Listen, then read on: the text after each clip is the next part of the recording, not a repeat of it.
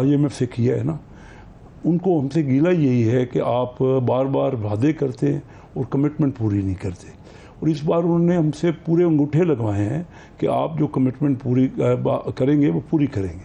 और उन्होंने ये कहा है कि दुनिया की कीमतें जो भी होंगी और उस पर जो लेवी है वो लेवी भी तय है, कीमतें भी तय हैं। इसहाक डार साहब के या मेरे या किसी के हाथ में इन कीमतों का तयन नहीं है। दोस्तों, मैं महेंद्र शर्मा स्वागत करता हूं पाक मीडिया के एक और लेटेस्ट डिबेट में, जिसमें कैसे डिस्कशन किया जा रहा है कि पाकिस्तान को IMF ने लगभग अंगूठा लगवा के गिरवी सा रख दिया है, क्योंकि पाकिस्तान के पिछले काफी समय से जो सिचुएशन थे, इकोनॉमिकल हालात थे, वो बहुत ही बद से बदतर थे। तो जिसकी वजह से कहीं ना कहीं अगर आज देखा जाए तो पाकिस्तान इस दयनीय स्थिति में पहुंच चुका है कि पाकिस्तान की आवाम आज हाहाकार मचा रही है, क्योंकि सिर्फ और सिर्फ इसी वजह से कि पाकिस्तान के नेताओं की इतनी विल पावर ही नहीं है कि पाकिस्तान की इकोनॉमिक सिचुएशन को कभी सुधारने की ओर कोई कदम उठा ले।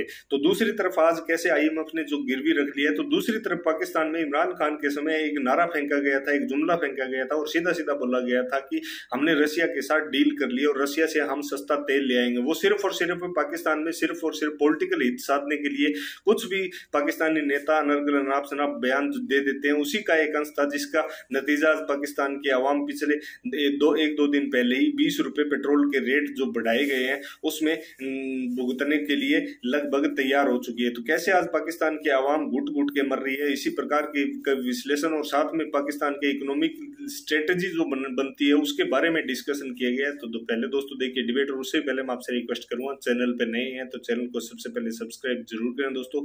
जय हिंद, वंदे मातरम, भारत माता की जय। दोस्तों, आप फाइनेंस कमेटी के हेड भी हैं और पता नहीं आपके साथ मशवरे करते हैं डार साहब, पूछते हैं कि चीज़ों में क्या कैसे। सबसे पहले तो आपको बड़ा क्लियर है कि डार साहब और हमारी हुकूमत जो आपस में मशवरे करते होंगे। फाइनेंस कमेटी में एक बार तशरीफ लाए हैं, अच्छा, जब से मैं चेयरमैन बनाऊं। कल हमारी दोबारा कमेटी मीटिंग है, हमने उनको गुजारिश की है कल सुबह 11 बजे मीटिंग है, तो हम तवक्को कर रहे हैं वहाँ आएंगे तो हम उनसे ये सारी बातें पूछेंगे। अभी तक कितने इजलास हुए हैं जब से इसहाक डार साहब फाइनेंस मिनिस्टर बने हैं, और उसमें वो कितने में मतलब एक दफा आए हैं आपने? हाँ, 7-8 हुए हैं। हाँ, लेकिन वो एक दफा उन्होंने रौनक बख्शी, एक दफा तफसील दे, लेकिन वो आए। हमारा उनसे मुतालबा रहा है कि आप हर बार आया करें। आयशा घोष साहबा हर मीटिंग में आती हैं। सही। जहाँ तक आपने मुल्की मफाद की बात की ना, क्योंकि आप तो ज़मीर साहब बड़े वेल एजुकेटेड और मामलात को समझते हैं।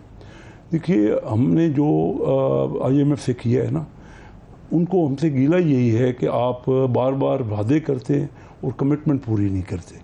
और इस बार उन्होंने हमसे पूरे अंगूठे लगवाए हैं कि आप जो कमिटमेंट पूरी करेंगे वो पूरी करेंगे। और उन्होंने ये कहा है कि दुनिया की कीमतें जो भी होंगी और उस पर जो लेवी है वो लेवी भी तय है, कीमतें भी तय हैं। इसहाक डार साहब के या मेरे या किसी के हाथ में इन कीमतों का तयन नहीं है। ये हम ऑलरेडी तयन कर चुके हैं अगले बड़े अरसे तक। सही। ये कोई भी आ जाए हुकूमत, इसलिए आप ये ठीक है गैलरी से खेल लें जो कोई आप खेलना चाहें, लेकिन ये किसी के इख्तियार में नहीं है। हमारा मुल्क, ये तो अलग बात है। PDL का आपने जिक्र किया कि PDL तय है, 50 रुपए थी, 50 या 55 रुपए जो अब वो 60 हो चुकी है जी, 60 रुपए जी। तो जो तय नहीं जो है वही जो हमने तय किया है IMF से, एग्जैक्ट फिगर 55 या कुछ भी जो है, जो वो फिगर है वही है, उससे ज़्यादा नहीं बढ़ी। और दुनिया की प्राइसेस आपके सामने है। फिर डॉलर की कीमत जो हमारे पाकिस्तान की करेंसी से होता है, आप फार्मूला किसी से पूछ लीजिए ना, कि वो मकसद सिर्फ ये कि बहुत गलत है, यानी तकलीफ दे मामले हैं। गलत से मुराद मेरे के लोगों को बड़ी तकलीफ हो रही है, वो होनी चाहिए, क्योंकि इससे और महंगाई बढ़ रही है।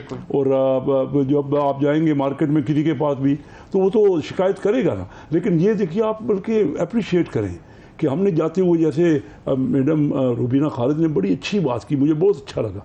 देखिए, PTI की हुकूमत जा रही थी तो उन्होंने कम कर दी कीमत, और उसी पे IMF आज तक ना रहा है कि आपने तय किया और आप वादे के लोग नहीं हैं। जाती दफ़ा हुकूमत ने हम वो डायनामाइट बना के गए ना हमारे लिए। अगर हम ये करते जाती दफ़ा, आज कहते कि हमारे अगले इलेक्शन हो रहे हैं और हमने जो वादा किया, जो कमिटमेंट की, मुश्किल है। हमने तो पहले दिन से हम कह रहे हैं कि हम अपनी सियासत को रियासत पे कुर्बान कर रहे हैं और अच्छा कर रहे हैं। हमें रियलिस्टिक होना पड़ेगा। इसके साथ साथ हैविंग सेड दिस, इसके साथ साथ जो पिलफरेज है हमारी आवाम को भी सोचना पड़ेगा। जो उनको इलाकों में, मेरे इलाकों में, जो मैं कराची में देखता हूँ, जो मैं KPK में देखता हूँ, सबसे हर जगह बिजली की चोरी हो रही है। वहाँ पे लगे हुए हैं सारे पूरे कुंडे लगे हुए हैं। तो अगर आवाम नहीं हमें पॉइंट आउट करेगी, और हमारे भी जो एहलकार हैं पाकिस्तान, वो भी नहीं, वो भी रिश्वत लेके उनके बिल नहीं लाएंगे या एक की बिजली दूसरे में कनेक्शन दे देंगे। मेरी अपनी फैक्ट्री में मैं आपको बताऊं, मैं फाइनेंस कमेटी के, मेरे साथ वाली फैक्ट्री वाला मेरे तार लगा के मेरी बिजली ले रहा था। पाकिस्तान में क्या पूछ रहे थे? फैक्ट्री की बिजली चोरी हो रही थी। मुझे पॉइंट आउट हुआ, मैंने कहा कि इतनी हर महीने क्यों बिल आ रहा है? तो पॉइंट आउट उन्होंने किया, उन्होंने चेक किया।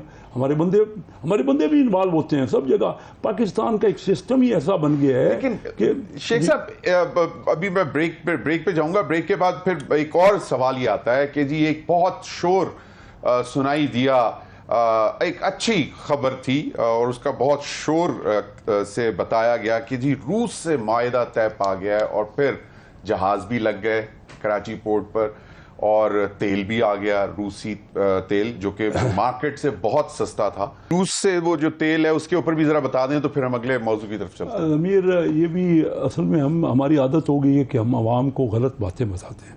देखिए वही PTI के दौर में कहा जाता रहा, हालांकि कोई MOU भी साइन उनसे नहीं हुआ था। गए ज़रूर थे, कोशिश हो रही थी, लेकिन कोई MOU भी साइन, MOU तो एक मेमोरेंडम ऑफ अंडरस्टैंडिंग था जो मुझे याद पड़ता है। खत लिखना और वो कोई मुआहदा तो नहीं होता ना कारोबारी। जो बात ये है कि कोई इतना सस्ता भी नहीं है रूस से जो आज अभी भी जो हमने ख़रीदा है सस्ता है वर्ल्ड मार्केट से, लेकिन 10 से 20% के उसकी हमारे पास जो रिफाइनरीज है ना उसमें वो उतनी टेक्नोलॉजी नहीं है, वो एडिशनल कास्ट उस पर लगे। फिर भी थोड़ा बहुत सस्ता रहेगा, लेकिन जिस तरह की तवक्कुआत की आप बात कर रहे हैं कि बहुत सस्ता हो जाएगा, तो सब कैसर अहमद शेख साहब अगर हमें आज बता रहे हैं तो पहले क्यों नहीं बताया गया? मैं यही तो कह रहा हूँ कि जब तक आप मुझे बुलाया करें ना, मैं आपको सारी बातें पहले ही बता दिया करूँ।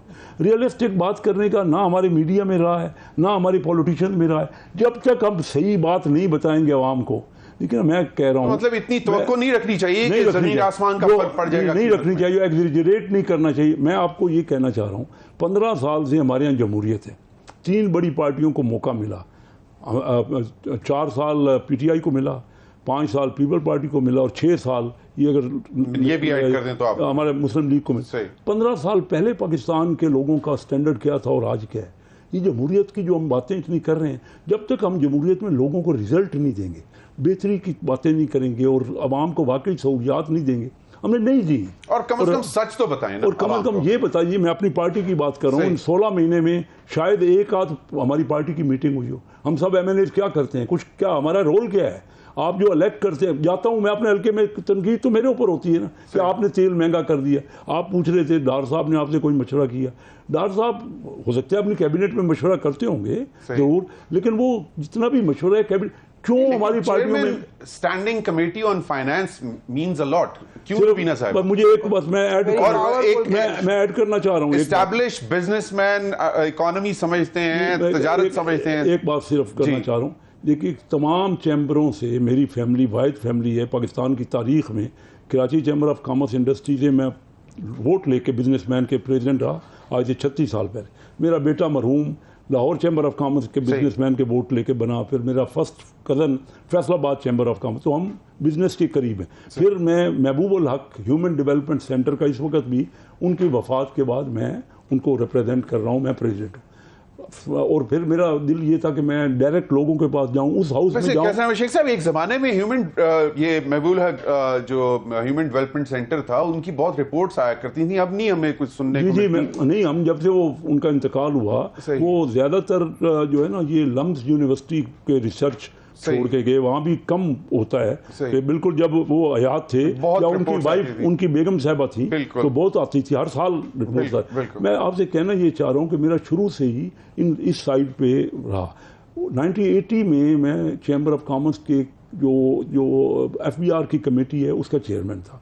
और फिर 1990 में मियां नवाज शरीफ साहब ने मुझे टैक्स रिफॉर्म कमेटी एक बनाई, जो कि उसका मेंबर बनाया जो सेनेटर थी, जो 92 के टैक्स रिफॉर्म्स जी जो आए थे। जी उन टैक्स रिफॉर्म्स में उस कमेटी के मेंबर आप थे। मैं अभी बात सिर्फ जो ये करना चाह रहा हूँ कि मैं 30 साल से गली गली महल्ला धक्के खा रहा हूँ अपना कारोबार छोड़ के, इसलिए कि उस हाउस में जाऊँ जहाँ से पॉलिसीज बनती हैं, क्योंकि चैम्बरों में मैंने देखा कि वहाँ तो सुनवाई नहीं होती, लेकिन इस हाउस में इससे बड़ा इलेक्टेड पोजीशन कोई हो ही नहीं